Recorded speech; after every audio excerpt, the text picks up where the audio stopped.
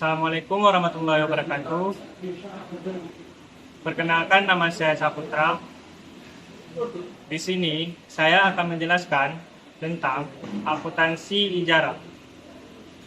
Mohon disimak ya. Halo teman-teman semuanya.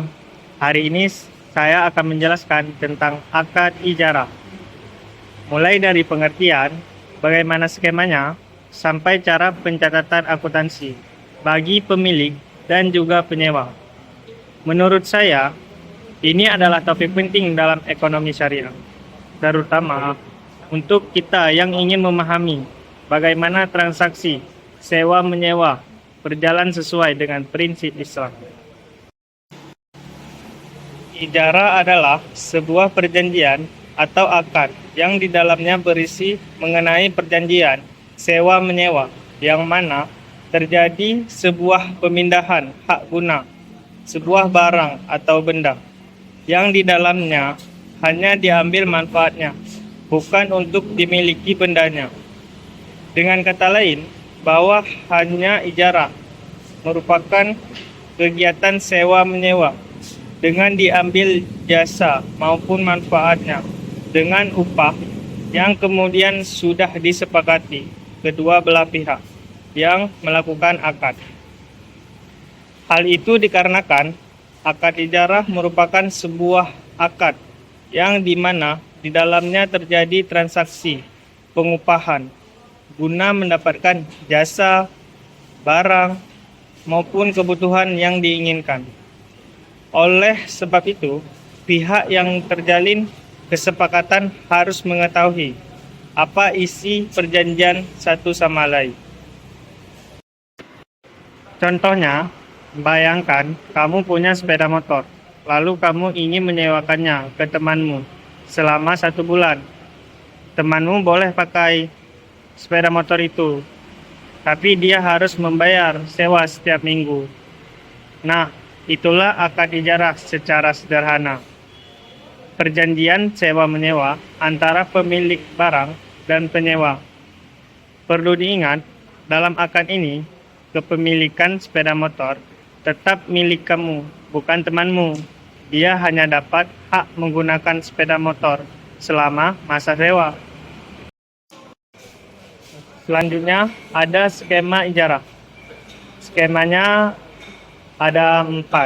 Yang pertama, sepakat antara barang, harga, dan durasi sewa.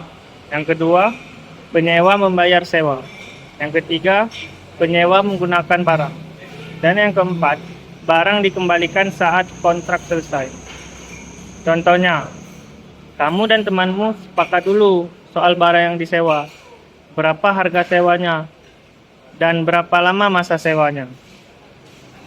Misalnya, kamu menyewakan sepeda motor selama 1 bulan dengan harga 500.000 per minggu. Kemudian, temanmu membayar sewa secara berkala, misalnya setiap minggu. Selama masa sewa, dia bebas menggunakan sepeda motor itu. Setelah masa sewa selesai, sepeda motor dikembalikan kepadamu. Selanjutnya, pencatatan akuntansi untuk pemilik. Pemilik mencatat barang sebagai aset tetap dan penyusutan nilainya. Uang sewa dicatat sebagai pendapatan dan biaya perawatan dicatat sebagai beban. Misalnya, kamu punya sepeda motor. Karena kamu memiliki sepeda motor itu, kamu harus mencatat sebagai aset dalam laporan keuangan. Sepeda motor itu nilainya akan berkurang seiring waktu karena pemakaian. Jadi, kamu harus mencatat penyusutan setiap kali temanmu membayar sewa. Kamu harus mencatat pendapatan sewa itu. Misalnya, kamu beli sepeda motor seharga 10 juta. Setiap minggu temanmu membayar 500.000. Kamu catat sebagai pendapatan sewa. Kalau ada biaya perbaikan atau servis sepeda motor, kamu juga harus mencatat sebagai beban. Selanjutnya pencatatan akuntansi untuk penyewa. Penyewa tidak mencatat barang sebagai aset. Setiap pembayaran sewa dicatat sebagai beban sewa. Contohnya, temanmu. Temanmu tidak mencatat sepeda motor sebagai aset karena dia bukan pemilik. Dia hanya mencatat biaya sewa sebagai beban. Jadi, setiap kali dia bayar 500.000, dia mencatat itu sebagai beban sewa.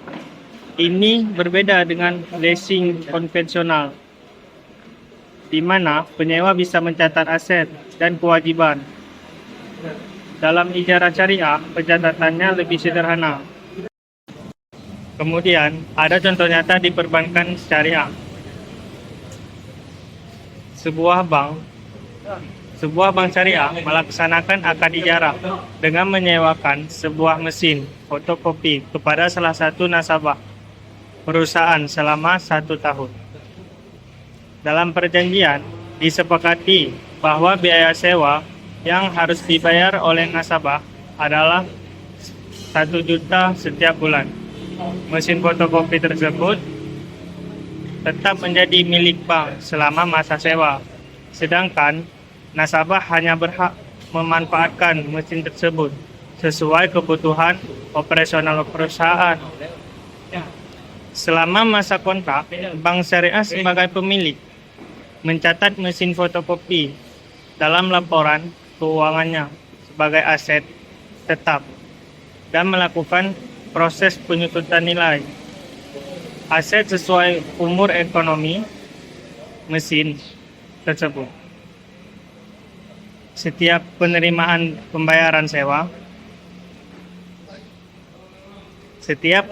pembayaran sewa bulanan dari nasabah akan diakui sebagai pendapatan sewa secara periodik oleh pihak bank. Apabila terdapat biaya perbaikan atau pemeliharaan mesin selama masa sewa, bank juga akan mencatat sebagai beban pada periode terjadinya. Sementara itu, perusahaan sebagai pihak penyewa tidak mengakui mesin fotokopi sebagai aset dalam neracanya karena tidak ada perpindahan kepemilikan. Setiap pembayaran sewa bulanan sebesar 1 juta dicatat sebagai beban sewa dalam laporan laba rugi. Dengan demikian,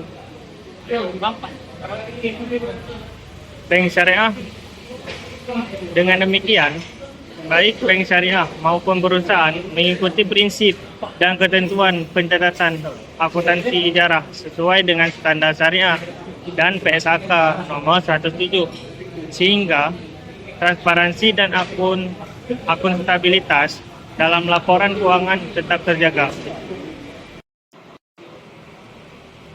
Kesimpulan akad ijarah adalah kontrak sewa-menyewa yang penting dalam ekonomi syariah. Skema ijarahnya mengatur hak dan kewajiban pemilik dan penyewa dengan jelas. Pencatatan akuntansi harus sesuai standar untuk menjaga transparansi dan kepatuhan syariah. Dan pemahaman akad ijarah mendukung pengelolaan keuangan syariah yang sehat. Sekian pembahasan dari saya. Bila ada kurang, mohon maaf. Assalamualaikum warahmatullahi wabarakatuh.